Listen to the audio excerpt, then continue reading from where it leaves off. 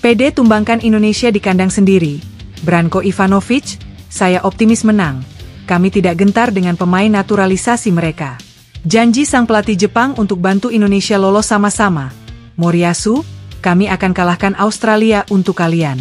Tak dapat respon memuaskan dari pihak KFC, dan malah disuruh memberi detail apa yang diprotes. Ternyata, Sekjen AFC berasal dari Malaysia. Sengajakah?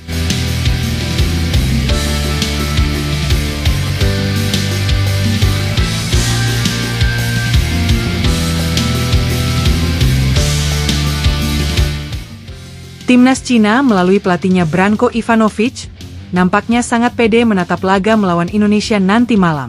Kendati mendapat hasil buruk di 3 laga awal, namun hal itu tidak membuatnya terus-menerus meratapinya dan larut dalam kesedihan.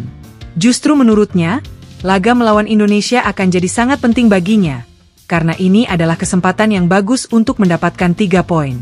Timnas Cina sendiri memang mengalami kekalahan 3 kali beruntun di round 3 babak kualifikasi ini. Di laga perdana bulan lalu, mereka bertandang ke Jepang, dan hasilnya, anak asuh Branko Ivanovic dibantai oleh Jepang dengan skor telak 7-0. Tidak ada perlawanan berarti dari Cina saat itu, karena gap dari kedua tim ini memang sangat berbeda jauh. Cina hanya bermain bertahan sepanjang pertandingan, dan sesekali melakukan serangan balik, yang itu pun selalu bisa diantisipasi para pemain Jepang. Di laga kedua di bulan yang sama, timnas Cina harus menjamu Arab Saudi di kandang sendiri. Saat itu mereka memilih Stadion Suoyuan Dalian sebagai kandang, berbeda dengan menjamu Indonesia nanti malam, yang mana mereka memilih Stadion Qingdao. Saat itu lagi-lagi anak asuh Branko Ivanovic kalah dari Arab Saudi dengan skor 1-2. Padahal saat itu Arab Saudi bermain hanya dengan 10 pemain. Usai salah satu pemain mereka di kartu merah oleh wasit. Di laga ketiga hari Kamis kemarin, Cina kembali melakoni laga tandang ke Australia, dan lagi-lagi mereka kalah dengan skor cukup telak 3-1. Di laga keempat ini, Cina akan menjamu Indonesia di Qingdao Stadium. Laga ini juga diprediksi akan jadi nyawa terakhir dari sang pelatih Branko Ivanovic menangani timnas Cina, karena jika kembali kalah melawan Indonesia, maka posisinya akan otomatis terancam. Namun di luar dugaan banyak orang, pelatih berusia 70 tahun itu nampaknya sangat pede menatap laga melawan Indonesia. Bahkan dirinya menyatakan, kalau ini akan jadi awal kebangkitan timnas Cina di round 3 dengan mengalahkan Indonesia. Meskipun dihuni banyak pemain keturunan diaspora yang bermain di Eropa, nampaknya itu tidak membuat Branko Ivanovic merasa takut. Kami sudah mendapatkan hasil buruk di 3 pertandingan kemarin. Tekanan terhadap saya sangat banyak saat ini. Saya belum mempertimbangkan itu, tapi saya ingin buat hasil ini sebagai awal permulaan kebangkitan Cina di round 3, ucap Branko Ivanovic. Semua tim ingin meraih kemenangan. Tentu kami harus menang di laga ini demi membuka kesempatan berada di Piala Dunia. Saya sendiri sangat optimis bisa mengalahkan mereka. Saya tidak peduli pemain mereka dari mana, kerja keras di atas lapangan akan membuahkan hasil nantinya, tutupnya. Kendati sangat optimis bisa menang lawan Indonesia, namun pihak supporter dan beberapa influencer di sana memang sangat berharap Ivanovic segera out. Karena saat ini situasi di ruang ganti pun nampaknya sangat tidak kondusif. Banyak pemain yang mulai tidak nyaman dengan metode kepelatihan Branko Ivanovic, bahkan beberapa dari mereka berusaha menentang sang pelatih. Hal itu memang punya alasan, karena sang pelatih nampaknya coba membahayakan pemain yang sedang cedera. Yaps, Branko Ivanovic diberitakan tetap memanggil 2 pemainnya yang tengah dalam situasi cedera, dan bahkan coba ingin memaksakannya bermain. Hal itu jelas sangat ceroboh dan fatal jika nanti pada akhirnya dia tetap memaksakan itu. Gimana guys prediksi kalian untuk laga nanti malam? Kalau gue pribadi sih optimis Indonesia bisa curi 3 poin. Ya minimal menang 1-0 lah atau 2-0.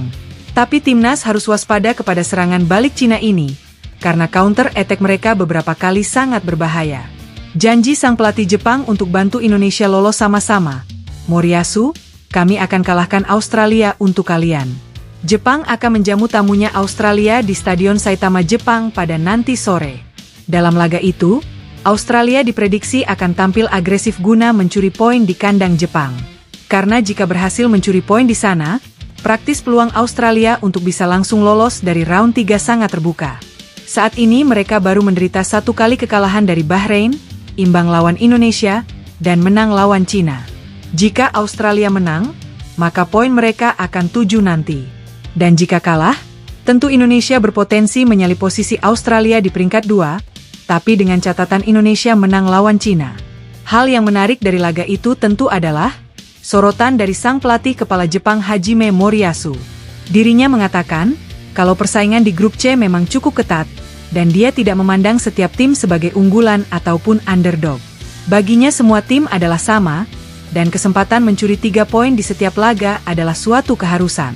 Dari itu dia mengatakan, kalau di laga melawan Australia nanti, dirinya akan mengincar 3 poin kembali, apalagi mereka akan bermain di kandang sendiri. Target kami di setiap pertandingan adalah 3 poin, tidak memandang siapa lawan yang kami hadapi.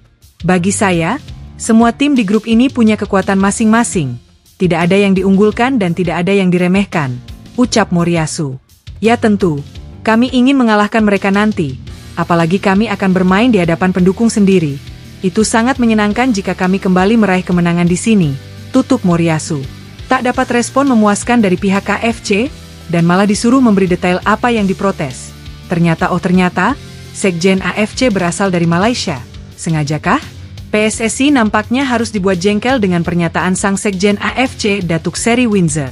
Pasalnya, usai mengirimkan surat resmi ke AFC, pihak PSSI tidak mendapatkan tanggapan memuaskan dari AFC, bahkan sang Sekjen justru meminta PSSI untuk merevisi isi surat dan menulis detail hal-hal apa yang hendak diprotes.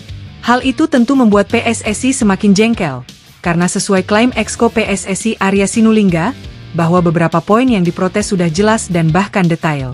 Namun anehnya AFC tidak menganggap itu serius, dan malah seperti mengejek. Kami butuh PSSI untuk mengklarifikasi apa yang mereka keluhkan.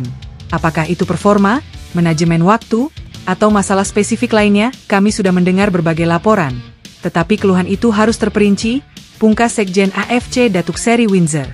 Mendengar hal itu, sang Exco PSSI Arya Sinulinga langsung angkat bicara, dan dirinya mengatakan merasa heran dengan AFC.